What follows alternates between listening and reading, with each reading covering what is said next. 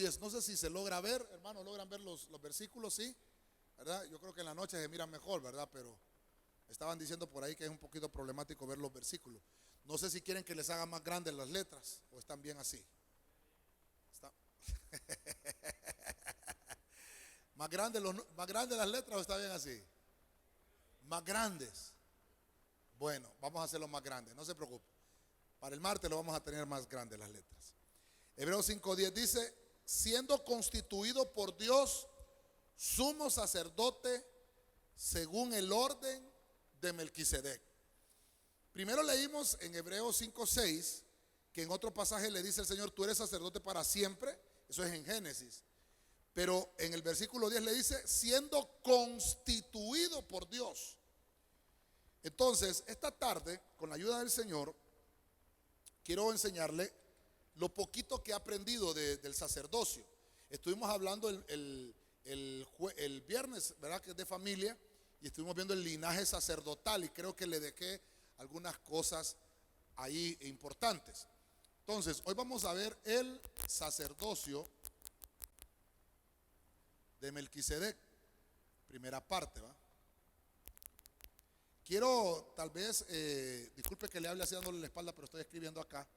Hay muchas cosas que vamos a aprender porque hay una secta de Melquisedec, hay una secta. Entonces es bueno que usted y yo lo estudiemos hoy y lo aprendamos a la luz de la palabra que nos enseña la Biblia acerca de Melquisedec. En el Antiguo Testamento al pueblo de Israel se le había designado para ser una nación de sacerdotes. Israel había sido puesto de parte del corazón de Dios para ser una nación de sacerdotes. Eso está en Éxodo 19:6 para los que apuntan. A estos hombres se les encargaba de enseñar al pueblo la ley. Gloria a Dios. También se les enseñaba a ofrecer sacrificios ante Dios. Este servicio era puesto como la autoridad representando al pueblo de Dios ante naciones y como mediadores entre Dios y los hombres. Ahorita estoy hablándole un poquito qué es el sacerdocio y cuál era la idea del sacerdocio para que podamos entender lo del sacerdocio de Melquisedec.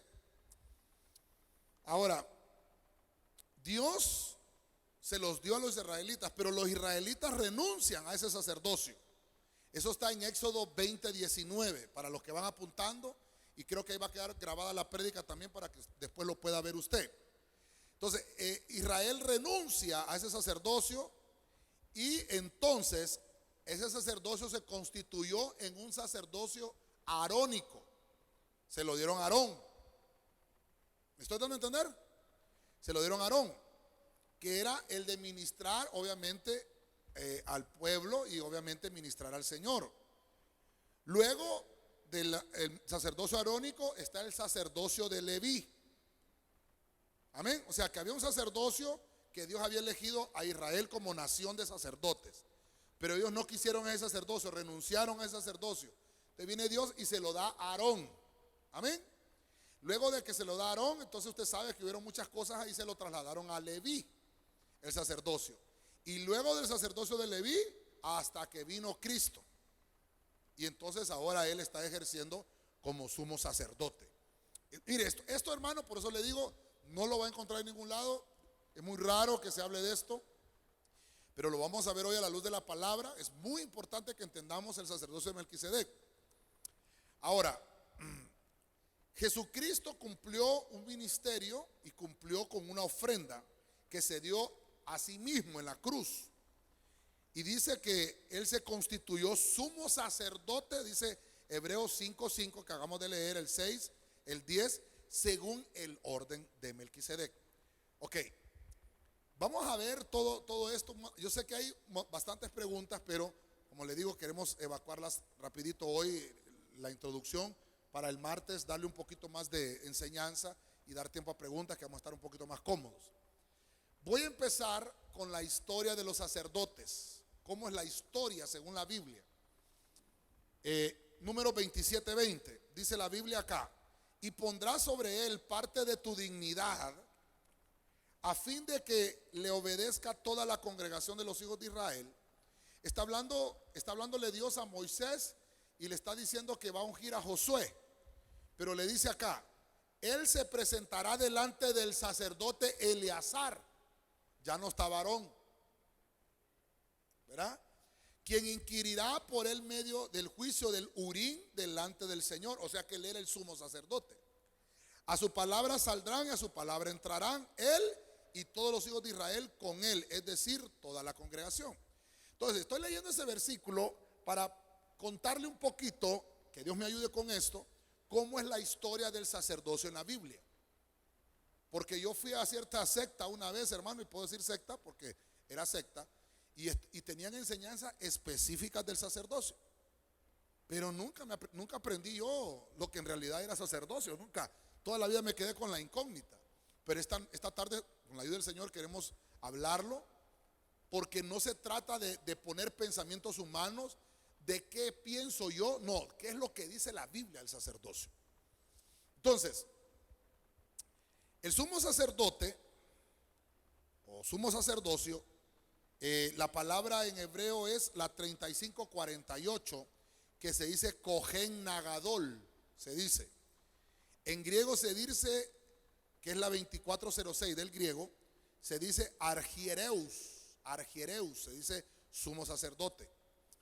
Obviamente significa sacerdote, significa principal, que ya lo vimos con usted el viernes un poquito, príncipe, el que oficia, significa ministro.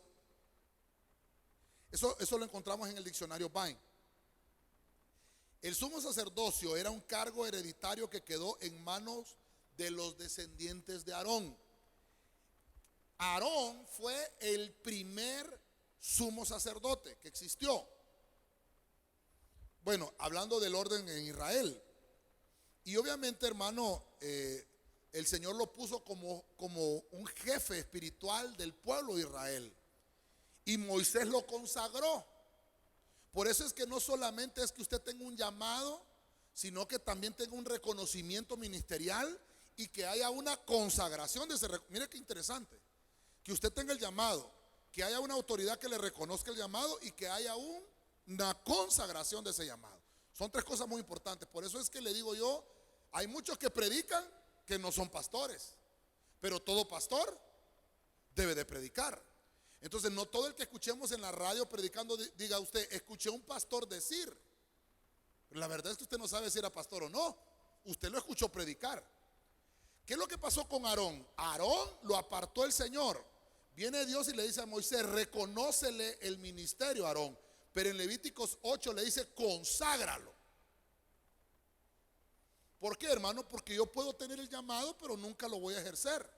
Usted puede tener el diploma de periodista y trabajó de contador toda su vida. No sé si me doy a entender. ¿De qué le estaba diciendo el Señor? Lo vas a consagrar, lo vas a utilizar específicamente para esa tarea de sumo sacerdote. Entonces en Levíticos 8 lo encontramos. El sumo sacerdote tenía la misión de velar por la recta administración del culto. Por eso es, hermano, que lo que hablábamos ahorita en la mañana, el que está de pastor de una congregación tiene que velar para que el culto se desenvuelva, hermano, en santidad. ¿Por qué nos cuesta entenderlo? Uno que está de pastor, hermano, tiene ¿cómo le podríamos llamar, hermano? La responsabilidad de presentarle a Dios una ofrenda que sea agradable. No una ofrenda, hermano, que sea desagradable, sino agradable. Este acto de que se desarrollara todo en orden llegaba a su cumbre cuando había una celebración anual del gran día de la expiación. Usted puede leer en su casa Levítico capítulo 16. Solo estoy dándole versículos así porque si nos ponemos a leerlo no vamos a evacuar el tema porque es bien grande. Entonces llegaba el día de la expiación. Él ofrecía, el sacerdote, un holocausto por él mismo y luego ofrecía la ofrenda expiatoria por el pueblo. Levítico 16. El sacerdote una vez al año entraba al lugar santísimo. que es el asiento de la presencia del Señor, y hemos hablado de eso, que es el asiento de la misericordia también, ¿verdad? Eso estaba dentro del tabernáculo. Con la sangre expiatoria, él entraba a ese lugar santísimo, rociaba la sangre sobre el propiciatorio, y era la única persona, oiga bien, el sumo sacerdote, que tenía el privilegio, y solo una vez al año, y entraba con sangre. No entraba con manos vacías, entraba con sangre.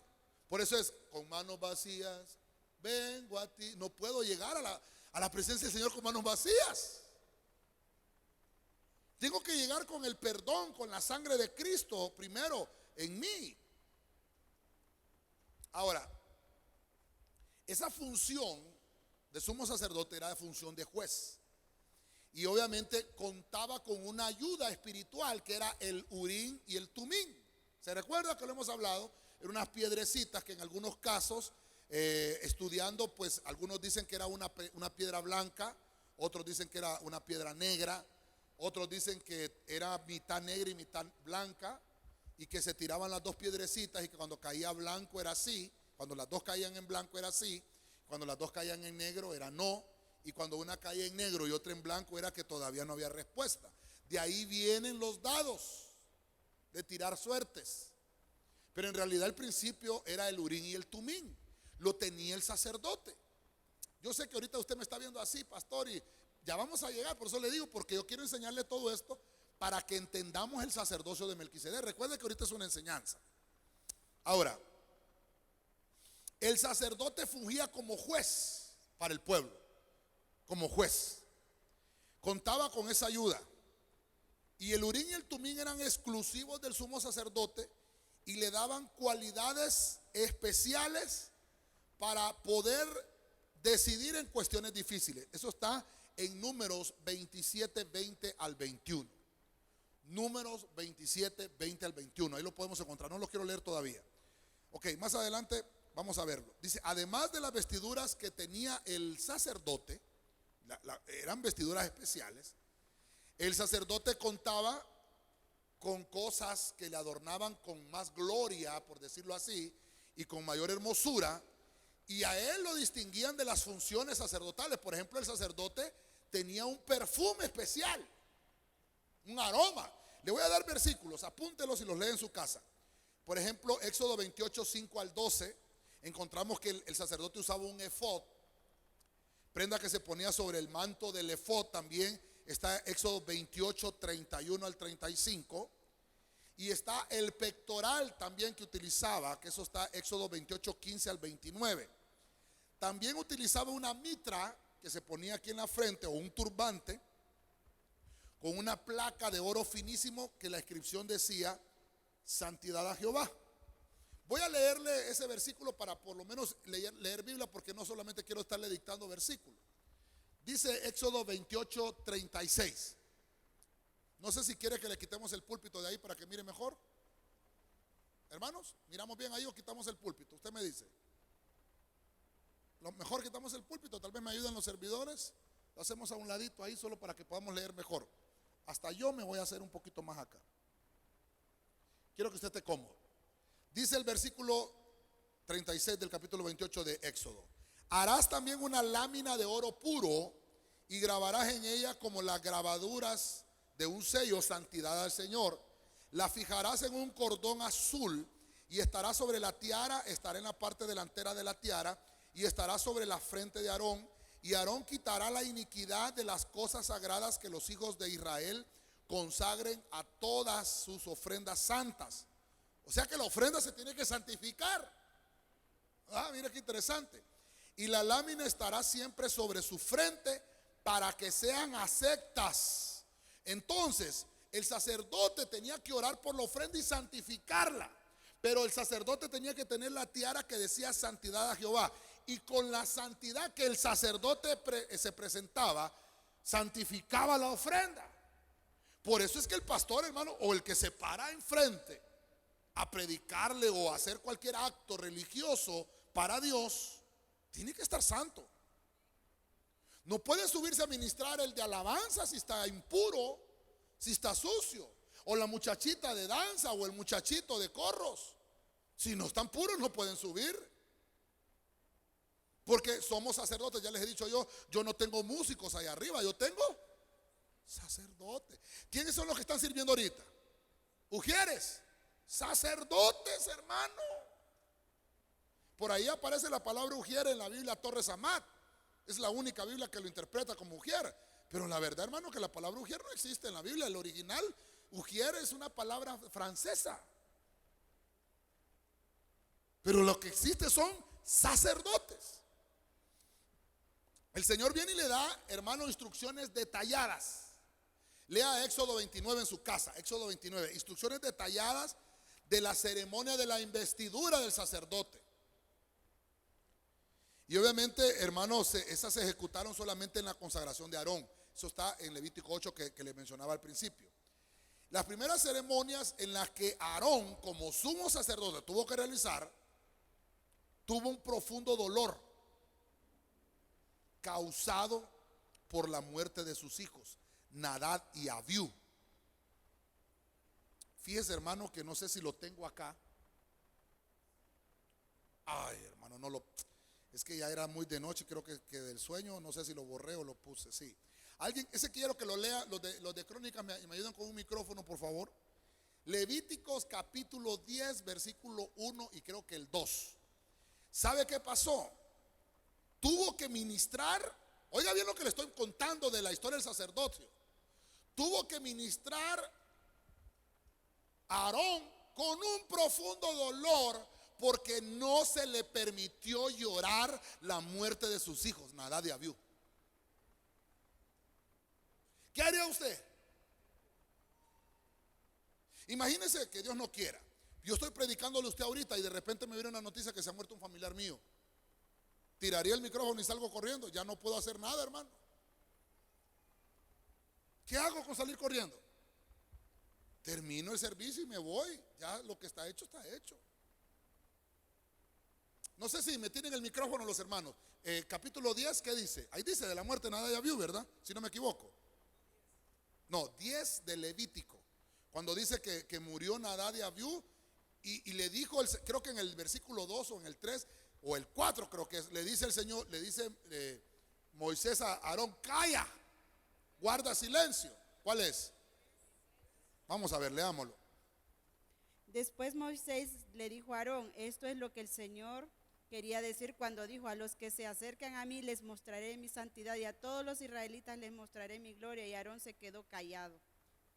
No se le permitió hablar. El versículo 1 dice que Nadab y Abiú habían muerto porque ofrecieron fuego extraño. Hermano, mire, por eso es que estoy hablando y por eso lo partí el tema en dos, porque es necesario que entendamos por qué el Señor le da importancia al sacerdocio de Melquisedec. Porque lo que estamos viviendo hoy en día no es el sacerdocio arónico ni el sacerdocio levítico. Estamos viviendo el sacerdocio de Melquisedec y usted y yo, hermano y hermana, pertenecemos a ese sacerdocio por la sangre de Cristo. Dele palmas al Señor, hermano, por la sangre de Cristo. Ahora, para que podamos entender el sacerdocio de Melquisedec, tenemos que ir a ver la sombra y figura del sacerdocio. ¿A dónde lo vamos a ver? Con Aarón. Porque Israel no aceptó el ser sacerdote toda la nación. Entonces le dijeron a Moisés, ok, dáselo a Aarón. Entonces mire lo que le está pasando a Aarón ahí. Usted puede leer en su casa Levítico capítulo 9, Levítico capítulo 10 y Levítico capítulo 16. Para que entendamos mejor esto, porque no pudo expresar el dolor ni usar luto porque le fue prohibido a Aarón. Versículo 4 me dijo la hermana que era, ¿verdad? 10:4 de Levítico. 3 o 4. 3, 10:3, Levítico 10:3. Hermano, qué tremendo. Y eran sus hijos que habían muerto. No era cualquier perico de los palotes, pero habían muerto en pecado. Entonces este sacerdocio es serio. Si ese es el sacerdocio de la ley, el sacerdocio era hereditario. Entonces cuando murió Aarón, heredó el sacerdocio Eleazar. También lo ejerció Itamar. Lo que le dio origen entonces a dos líneas de sumos sacerdotes. Había una línea de Eleazar y había una línea de Itamar. Entonces, mire, voy a tomarme la atribución acá. Eleazar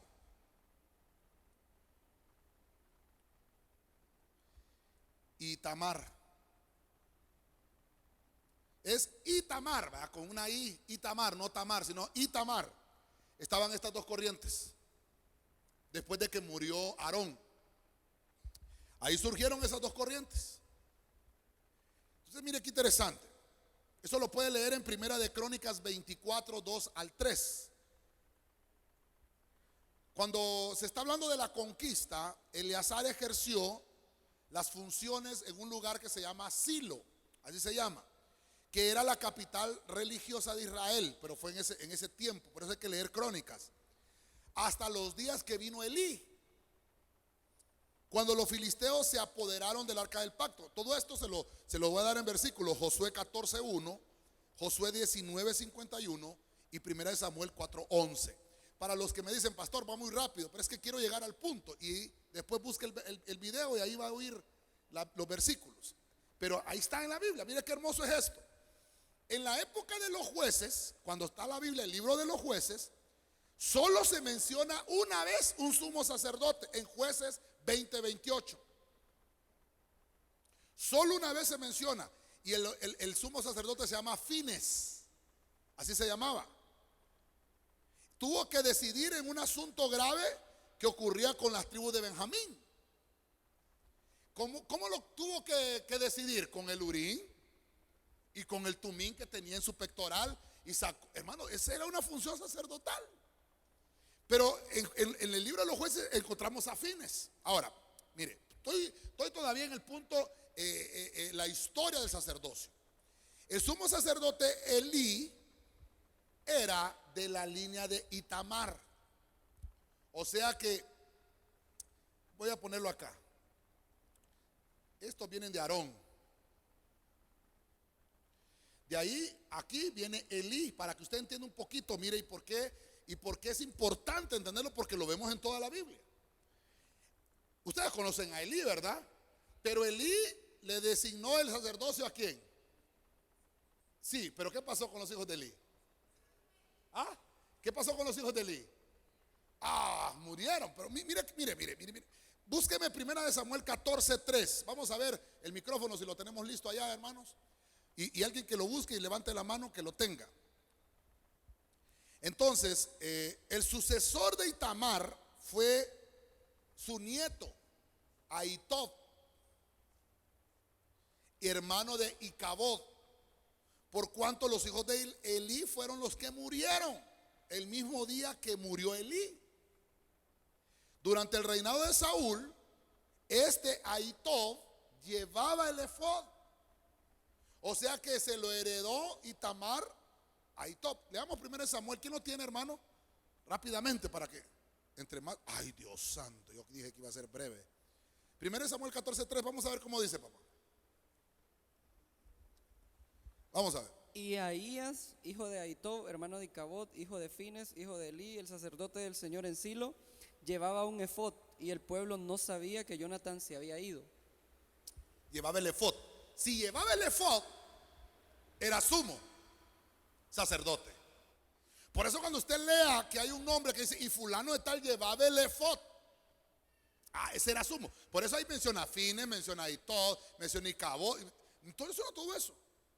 Porque eran líneas, por eso el viernes le hablé del linaje familiar sacerdotal. Era por familias. Ahora, cuando lo leemos ahí,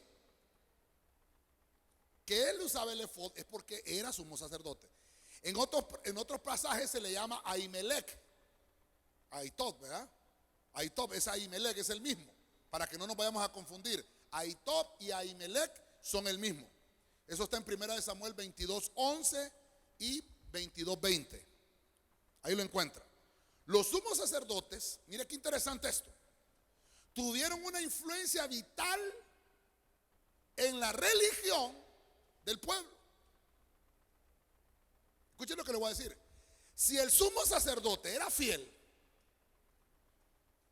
y estaba consciente del papel delante de Dios, ese sacerdote tenía consciente su papel delante de Dios y delante de lo que ministraba en el pueblo. ¿Sabe qué empezaba a ver en ese pueblo? Avivamiento. Empezaba a moverse un avivamiento en aquel pueblo por la responsabilidad de un sumo sacerdote que tenía ante Dios y ante el pueblo. Por eso es, hermano, que le digo yo y le enseñé yo en intermedia lo que es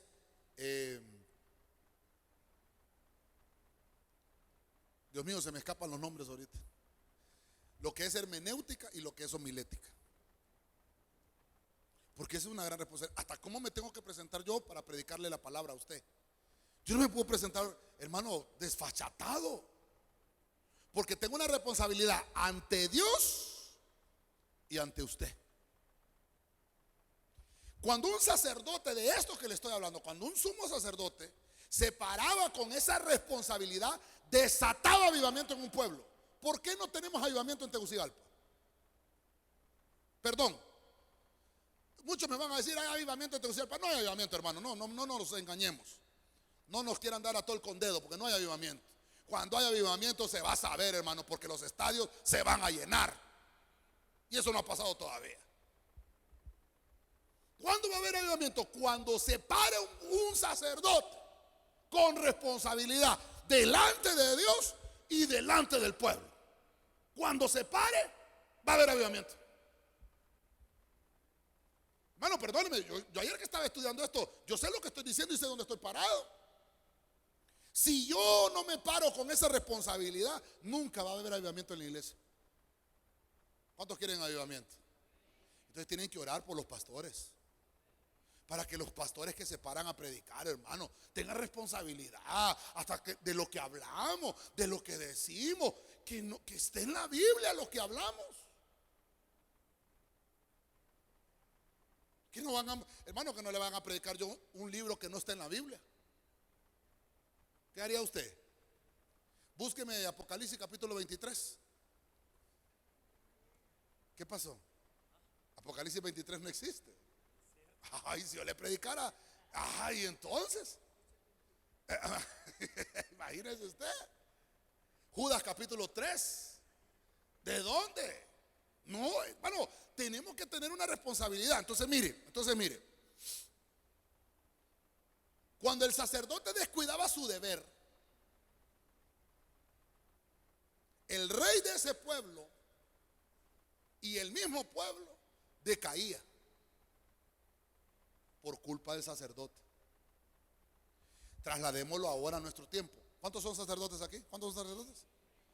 Si usted decae en su casa y en su familia,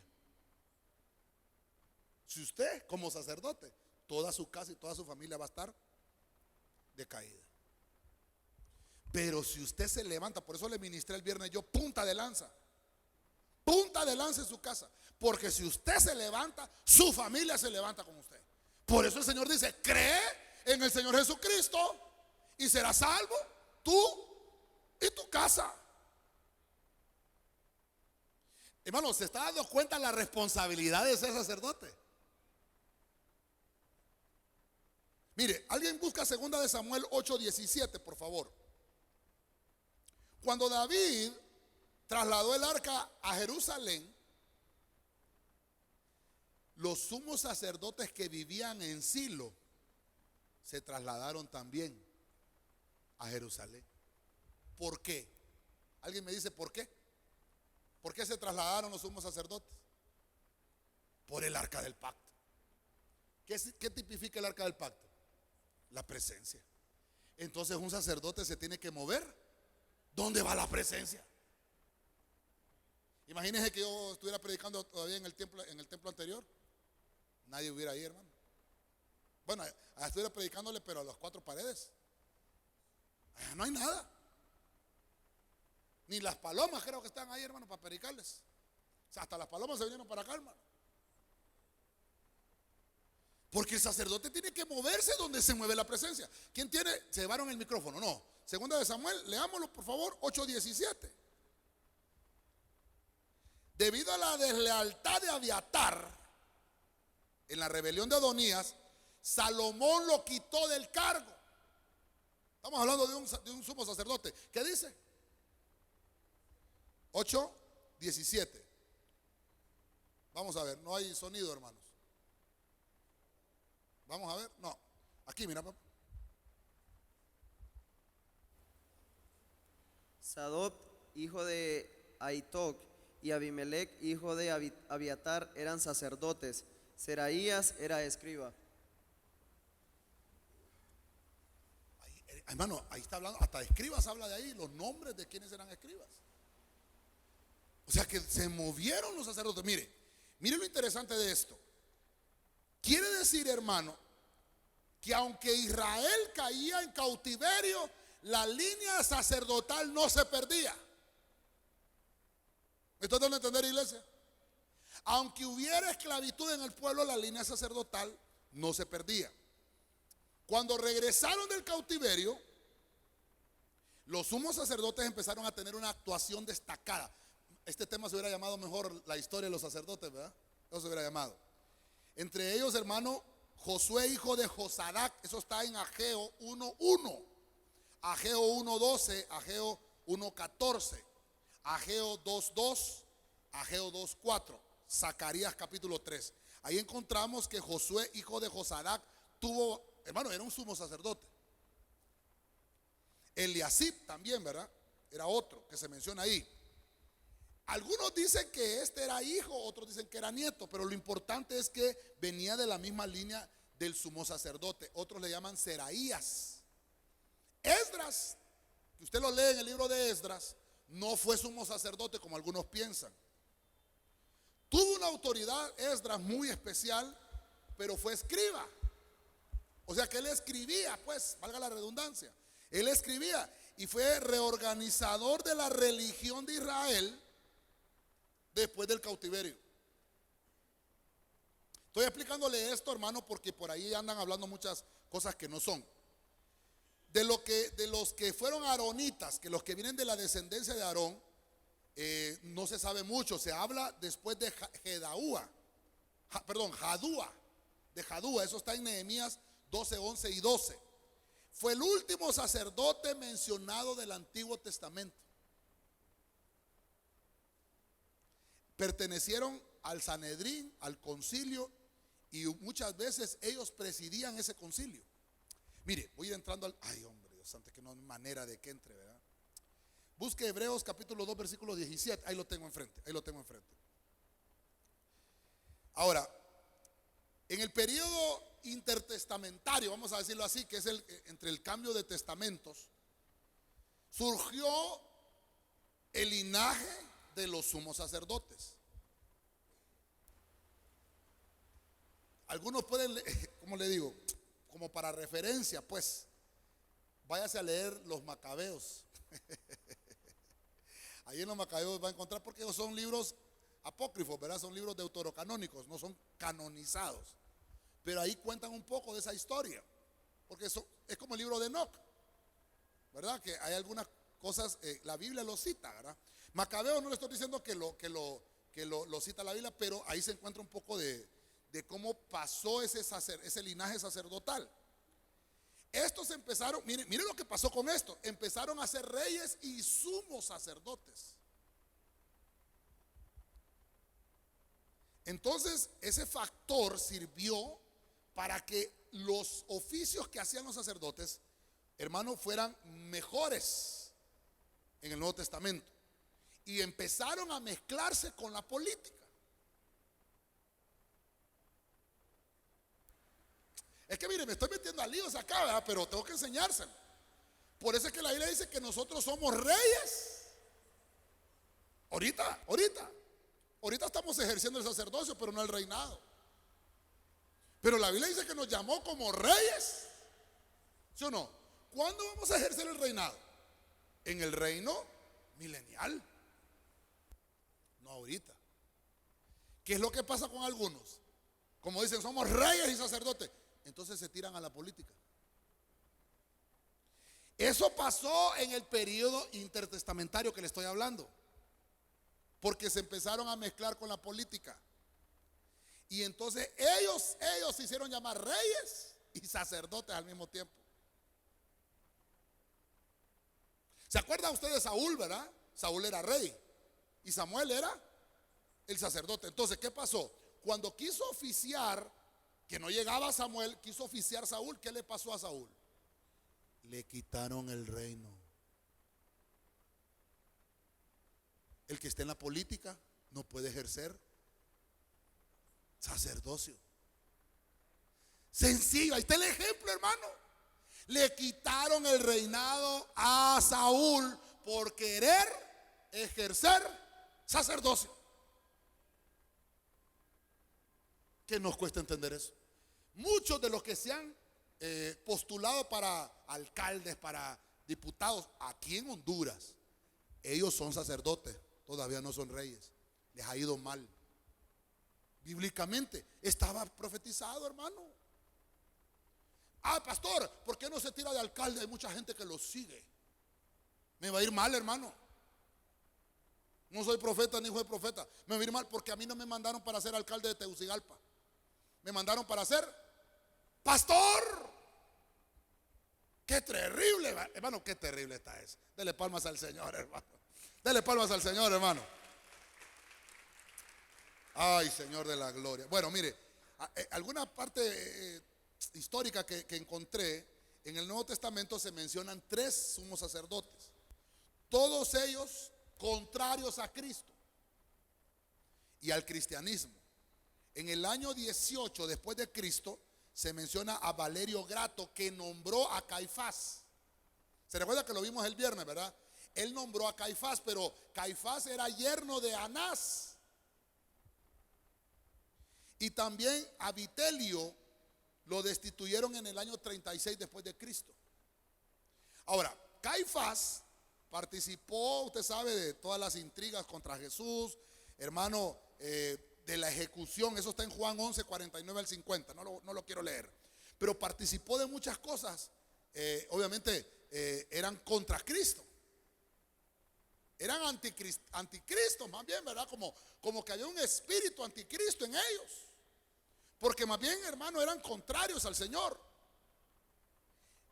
Fíjense que cuando ahí en Juan 11, 49, 50 dice, y Caifás, que era sacerdote aquel año, dicen los historiadores bíblicos, que como que Caifás se alternaba la presidencia del Sanedrín con Anás, porque Anás era mayor. Anás era el suegro de Caifás, eso lo vimos el viernes. Pero hermano, mire qué terrible. Se habían mezclado con la política. Hermano, qué terrible está eso. Quiero que me busquen, me alistan el micrófono, por favor. Hechos capítulo 4, versículo 6. Y otro que me busque, Hechos 23, 2 al 5, por favor.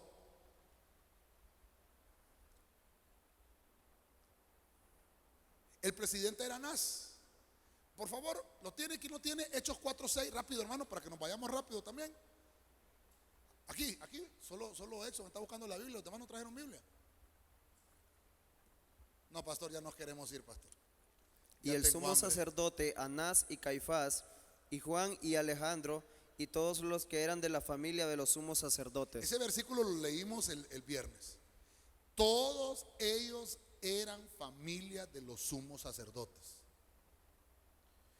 Hermano, era el yerno Caifás de Anás. Por familiaridad le dieron el sacerdocio. Ahora le voy a decir algo. Usted es familiar de Cristo. ¿Ah? ¿Sí o no? ¿Sí o no? Entonces por esa familiaridad usted ahora también es sacerdote delante del Señor. Amén. Ahora el sumo sacerdote es Cristo. Leamos el otro versículo rápidamente. Hechos 23, 2 al 5. Este lo designó Agripa II, lo designó a Ananías en el año 48 después de Cristo. Este se encargó de juzgar a Pablo. Oiga lo que dice ahí. Léelo, papá. Y el sumo sacerdote Ananías ordenó a los que estaban junto a él que lo golpearan en la boca. Entonces Pablo le dijo: Dios te golpeará a ti, pared blanqueada. ¿Te sientas tú para juzgarme conforme a la ley y violas la ley ordenando que me golpeen? Los que estaban allí observando dijeron: ¿al sumo sacerdote de Dios injurias? Y Pablo dijo: no sabía, hermanos, que él era sumo sacerdote, porque escrito está: no hablarás mal de una de las autoridades de tu pueblo. Está leyendo ese versículo, hermano. Dice Pablo: oh, perdón, no sabía que era sumo sacerdote.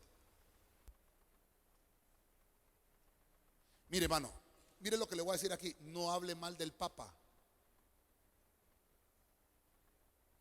Él es autoridad, aunque no tenga su misma creencia. No hablemos mal de otros apóstoles que no son del ministerio. Mire, calladito, tenemos buen pegue. Versículo bíblico, Hechos 23, del 2 al 5. Mire. Ay, pastor, ya se fijó que hay un pastor por ahí. Hermano, Hechos 23. No andemos abriendo la boca. Una cosa es que nos toca enseñar, pero no le ponga nombre y apellido. Porque está, hermano, dice ahí que estaba prohibido. Mire qué interesante esto, hermano. Pablo pone por testigo ahí al sumo sacerdote. Y Pablo dice que no lo sabía porque como que acababa de ejercer el cargo, hermano, no lo sabía. Es muy probable que esos sacerdotes que estamos hablando ahí no sean de la línea de Aarón. Porque si, hermano, porque si Caifás era yerno de Anás, no provenía de la familia. O sea, él se adhirió, ¿verdad? Me estoy dando a entender, porque lo hacían con política.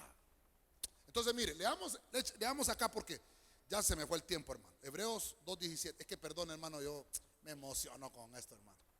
Por tanto, tenía que ser hecho semejante a sus hermanos. Está hablando de Cristo. Tenía que ser hecho semejante a sus hermanos en todo, a fin de que llegara a ser un misericordioso y fiel sumo sacerdote en las cosas que a Dios atañen, para hacer propiciación por los pecados del pueblo.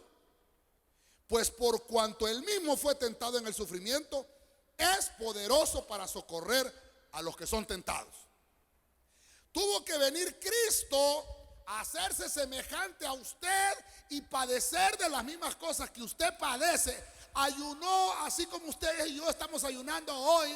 Sometió la carne así como usted y yo estamos sometiendo la carne hoy, para llegar a ser sumo sacerdote delante de Dios. Ya era sacerdote, pero necesitaba venir a hacer el sacrificio. Lo dice Hebreos 2:17.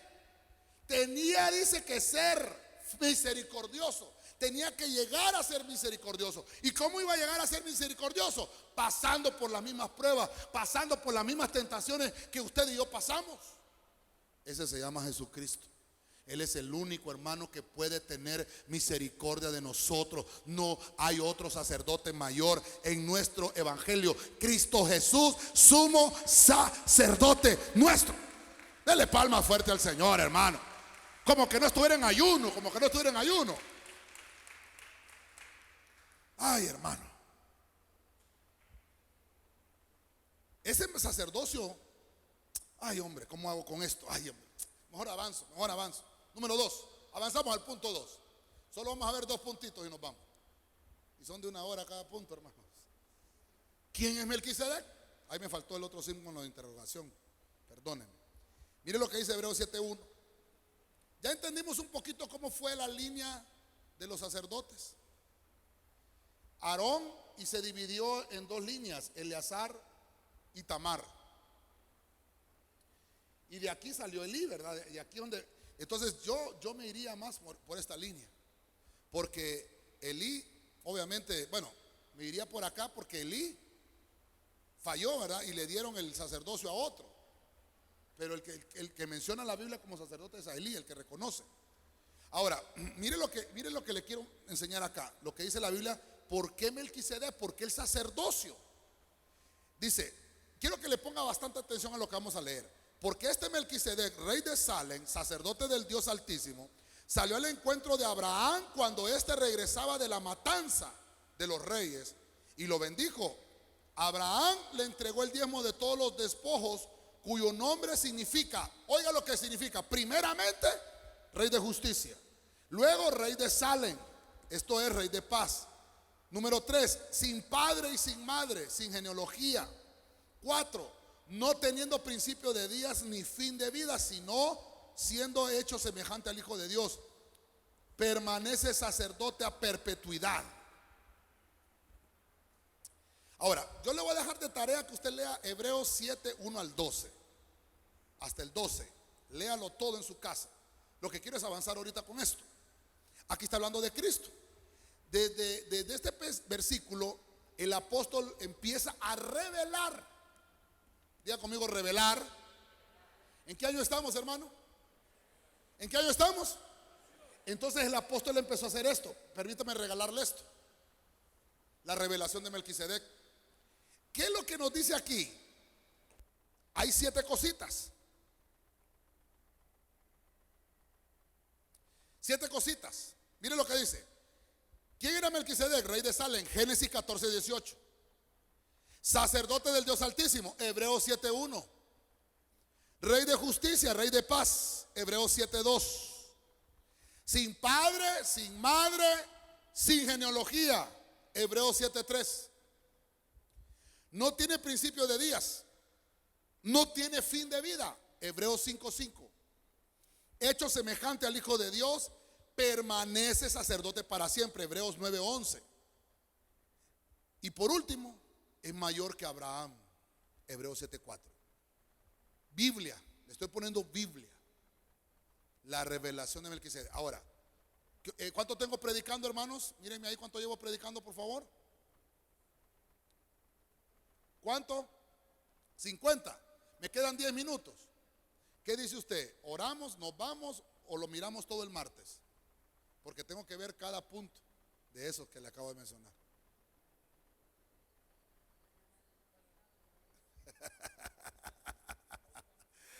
¿Qué le parece? ¿Qué le parece? ¿O lo miramos el martes? Le estoy mencionando lo que revela la Biblia de quién es Melquisedec. Melquisedec no es una mujer.